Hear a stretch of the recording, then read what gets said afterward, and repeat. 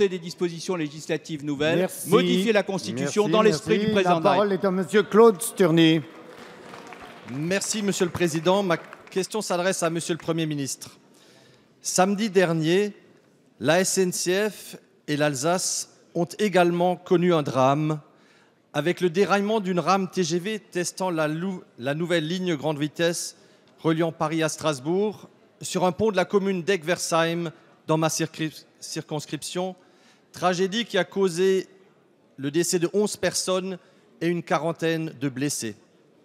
J'étais, comme Madame la ministre Ségolène Royal et Monsieur le secrétaire d'État Alain Vidalies, présents sur les lieux de cette catastrophe et nous avons été témoins d'une scène de chaos et de désespoir qui était alors et aujourd'hui encore inexplicable et incompréhensible. Je souhaiterais tout d'abord saluer tous les services de secours qui ont été remarquables là aussi et l'efficacité de la chaîne d'urgence mise en œuvre jusqu'aux hôpitaux de Strasbourg et de Haguenau. J'adresse aux victimes et aux familles des cheminots blessés mes plus sincères condoléances et mes souhaits de rétablissement. Mon intervention comporte plusieurs questions. À ce jour, Monsieur le Premier ministre, pourriez-vous éclairer la représentation nationale sur les circonstances exactes de cet accident et sur les progrès de l'enquête? Les Français sont légitimement fiers du succès de leur TGV. Cet accident doit donc être expliqué pour ne pas compromettre son développement et la confiance des Français. Nous comptons tous sur une liaison efficace et compétitive entre notre capitale du Grand Est et Paris. Quelles seront les conséquences de cette tragédie sur la mise en route de la deuxième phase de la LGV? Enfin, je souhaiterais également insister sur le maintien nécessaire de la ligne aérienne Paris-Strasbourg par Air France. Cette compagnie avait annoncé l'arrêt de cette ligne en avril 2016, au moment du lancement commercial de cette deuxième phase de la LGV. Si j'en conteste la logique dans l'absolu, je demande que cette décision soit La parole est à remise M. Alain Vidalies, secrétaire d'État chargé des Transports, de la Mer et de la Pêche. Merci, Monsieur le Président, Monsieur le député.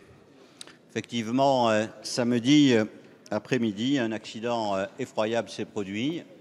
Un TGV qui effectuait des essais sur la future ligne tant attendue du TGV Est a heurté la pile d'un pont ferroviaire. La motrice est tombée dans un canal et les wagons se sont éclatés sur des centaines de mètres. 11 morts, 42 victimes, dont 2 sont encore aujourd'hui entre la vie et la mort. Le gouvernement partage vos mots. Et je veux dire ici toute notre solidarité, notre compassion envers les victimes et envers l'ensemble de la famille cheminote pour qui c'est un drame inédit. Et puis aussi, comme vous l'avez fait fort justement, remercier les services de secours. Nous étions sur place avec Ségolène Royal, à la demande du Président de la République et du Premier ministre, et nous avons vu à l'œuvre, là aussi, des pompiers, des gendarmes, le SAMU, les services publics, tous ceux qui finalement sont au rendez-vous dans ces moments-là. Vous posez des questions et elles sont aussi légitimes. L'accident s'est produit dans une courbe après la partie nouvelle où le train faisait des essais à 350 à l'heure. Il devait, dans cette courbe qui rejoint la voie historique, rouler à 175 à l'heure. Nous ne savons pas aujourd'hui si c'est dû à un accident de vitesse. J'entends, je lis comme vous des commentaires, personne ne le sait, mais nous aurons les éléments techniques puisque ce qu'on appelle les boîtes noires ont été retrouvées. Deuxièmement, est-ce que cet accident va entraîner des conséquences, probablement, sur la mise en service qui était prévue le 3 avril, mais là aussi, pour l'instant, rien n'est définitif. Et naturellement, aussi sur votre dernière question, s'il y avait un retard, cela poserait, je pense, effectivement la question de la poursuite de la liaison aérienne, puisqu'il y avait un lien entre les deux. Pour aujourd'hui, les mots sont clairs, solidarité, transparence et espérance dans l'avenir. Merci. La séance des questions au gouvernement.